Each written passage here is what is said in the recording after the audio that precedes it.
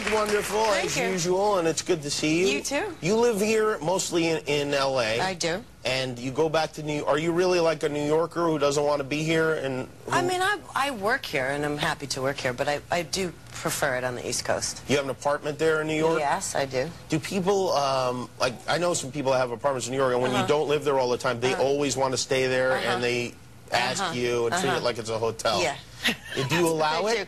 I do allow it. I do? mean, there's almost always like someone in my house. Really? And because either they're working there or they're going to go on a vacation there, and I find things in my house. You hide the key so they can get in, or how? No, I'm in control. I'm the key master. You are the key master. Okay. Yes, they have mostly. to physically get the key from you. They have to get the key from me.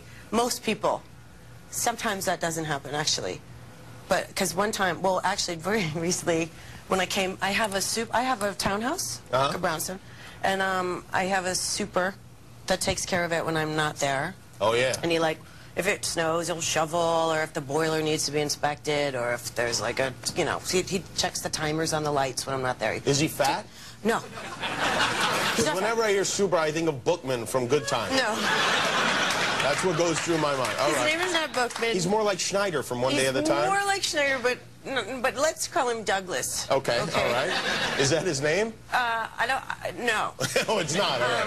Okay. So Douglas is my super, very reliable guy. When the strike started, I left town, and I took a red eye to New York. And it was 5:30 in the morning, and I got out of the taxi, and I go, and the way my house is, you go in the front door, and the bedrooms are actually on the second floor. And I walked in, and I hear someone go, hello, and I was like, oh, hello, and they're like, hello, I'm like, hello, and I said, who is it? And I hear, it's Douglas. Oh, no. It was 5:30 in the morning. Oh, no. And I was like, not Douglas time. hey, Douglas. Working OT? Working OT. And he said, I was watching the re-release of Francis Ford Coppola's DVD, Apocalypse. And I'm like, yeah, but why are you in my bed? Like, Oh, no. I kind of don't care what you're doing in it. You're in it. Yeah. And then he said, come on up. And I was like... Well, that's hospitable of him. And I said, no, I'll just go get a cup of coffee and you can, you know, come down. So I got coffee and I came back and Douglas was standing there and like, the sun was just coming up and it was like we had just had sex or something. We didn't know what to say to each other. That is weird. What did you say to him? Did you yell at him? He said, do you need anything? And I said, no, I'm good. And then we walked away and never discussed it ever again. Really? Never again. You're very tolerant. Yeah, I have boundary issues, I guess. Yeah, I guess so. I mean, because you know Douglas is, right now, he's in your bed watching this.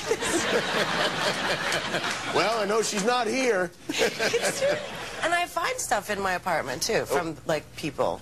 Shoes, Viagra. Really? Yes. Really? I'm like, I wonder who's using the Viagra. Did you question Douglas about the Viagra? No, you know what? It might be Douglas. It might be Douglas's, yeah. Maybe that wasn't Apocalypse Now he was watching. And Douglas, wherever your real name is, shame on you.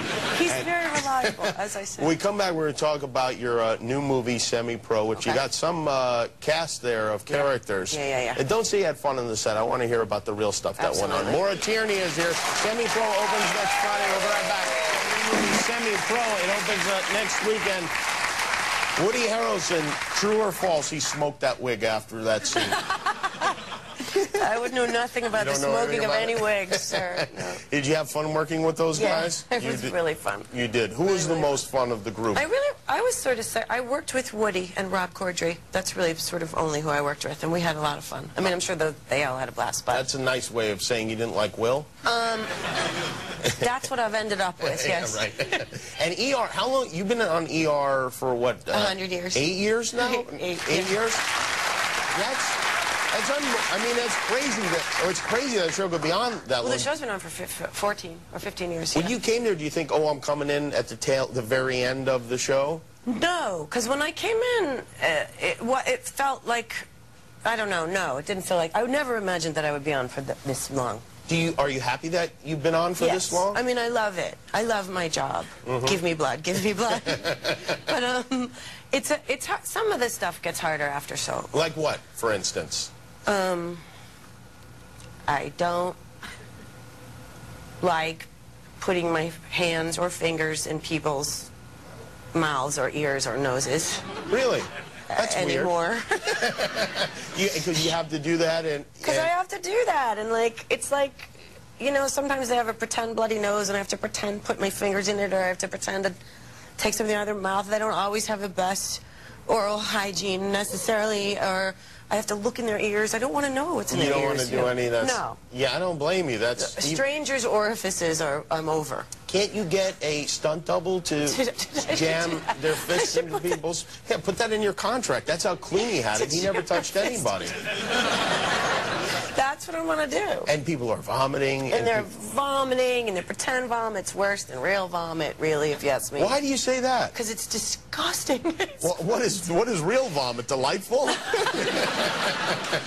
What do they use for they pretend use soup, vomit? but they put soup in a blender, and it's warm soup that they put in a blender, so it's like pureed, and then the person has to put it in their mouth, and yeah, all right. See, you get what I'm talking about? So who wants to watch that? the person holds it in their mouth for a time. Yes, the whole scene sometimes, and like we're all going blah blah blah blah blah blah, and they're like just dying to get this stuff like out of their mouths. Wow. It's gross. Yeah, that is. But I love my job. Yeah, well, it sounds terrific.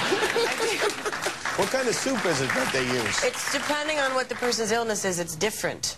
You guys should work out a product integration, like all vomit, fake vomit provided by Campbell's, Chunk and Hardy. Something like that. I'm sure they have somehow, somewhere. And you guys go back to work when for ER? March 3rd. And how many episodes will they do this year? We'll do 6. And it's a special all-vomiting season It this is, season. in the honor of me. Well, that's going to be wonderful. Yes. Well, congratulations on that. And go see the movie.